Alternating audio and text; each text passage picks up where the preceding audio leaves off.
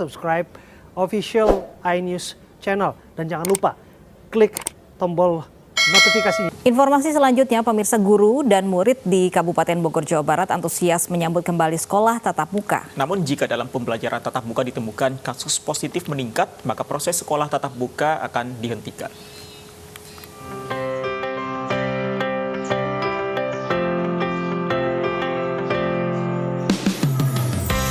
Hari ini, SMP Madani Kabupaten Bogor, Jawa Barat kembali menggelar kegiatan belajar mengajar tatap muka pasca setahun mereka belajar online akibat pandemi COVID-19. Guru dan murid antusias dengan adanya kebijakan sekolah tatap muka dari Pemkab Bogor. Lebih senang aja gitu, biasanya nggak ketemu, biasanya di rumah lewat handphone. Sekarang bisa tatap muka langsung sama guru, sama teman-teman. Sekolah tatap muka dinilai lebih efektif dan efisien untuk proses belajar mengajar, karena guru dan murid dapat saling berinteraksi secara langsung tanpa terkendala alat belajar online. Kalau tatap muka seperti ini, saya pun lebih enak menjelaskannya kepada anak-anak, dan anak-anak pun memahami. Kalau daring itu kan susah ya, kita seperti menjelaskan, kalaupun anak ada yang japri, misalkan Bu kurang paham, jadi kita harus menjelaskannya by phone itu misalkan satu persatu gitu. Meski sekolah tatap muka sudah kembali digelar, namun Pemkab Bogor meminta semua perangkat sekolah tetap melaksanakan protokol kesehatan dengan ketat. Jika dalam pembelajaran tatap muka ditemukan kasus positif meningkat, maka proses sekolah tatap muka akan dihentikan. Dari Bogor, Jawa Barat, Wildan Hidayat, iNews melaporkan. Ya, lalu apa pertimbangan membuka sekolah tatap muka di Kabupaten Bogor, Jawa Barat? Sudah bergabung bersama kami Bapak Muhammad Iqbal Rukmana, Humas Dinas Pendidikan Kabupaten Bogor. Selamat siang Pak Iqbal, apa pertimbangan digelarnya kembali sekolah tatap muka, Pak? Halo, selamat siang Pak Fandi. Ya, kalau untuk pertimbangannya itu adalah pertama untuk penyampaian materi pembelajaran anak secara efektif di luar untuk yang daring PJJ ya. Dasar itu untuk meningkatkan daya tangkap anak terhadap materi, karena kita perlu akui untuk pembelajaran daring itu kita kurang efektif dalam penyampaian materi kepada murid. Karena apa? Satu, kita terbatas jarak, adanya orang tua yang tidak memiliki sarana dan prasarana penunjang, misalkan seperti ponsel ataupun Android dan lainnya, mungkin seperti blank spot atau itu tidak ada sinyal internet. Jadi kita memutuskan untuk melakukan pembelajaran tatap muka terbatas di sekolah yang telah kita tentukan. Baik, Pak Iqbal, kemudian sekolah tatap muka ini apakah juga disetujui oleh wali murid? Oke, terima kasih Mbak Lutfi.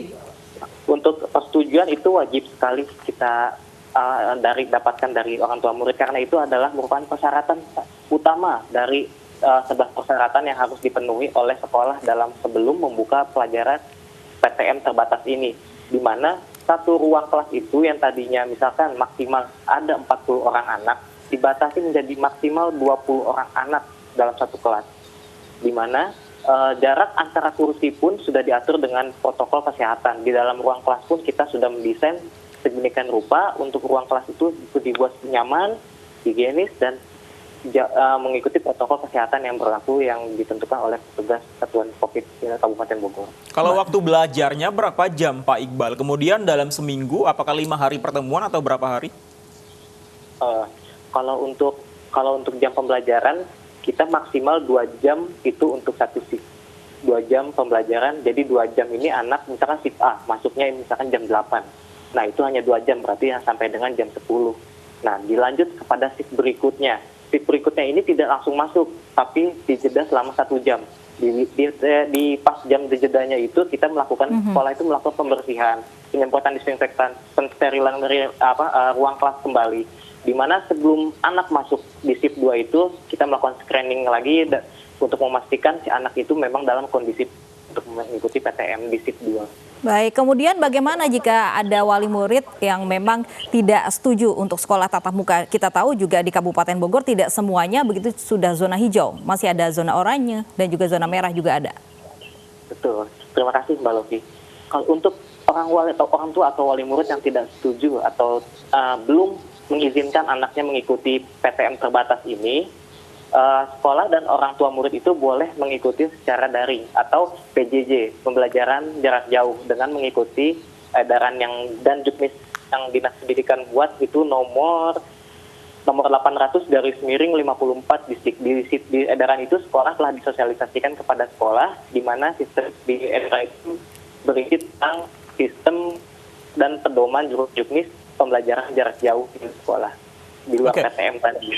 Baik, Pak Iqbal, kalau para pengajar, guru yang sudah mulai bertugas untuk tatap muka ini, apakah sudah divaksin semua, Pak Iqbal? Dari hasil kemarin yang kita survei, kita akan melakukan evaluasi di gelombang pertama ini.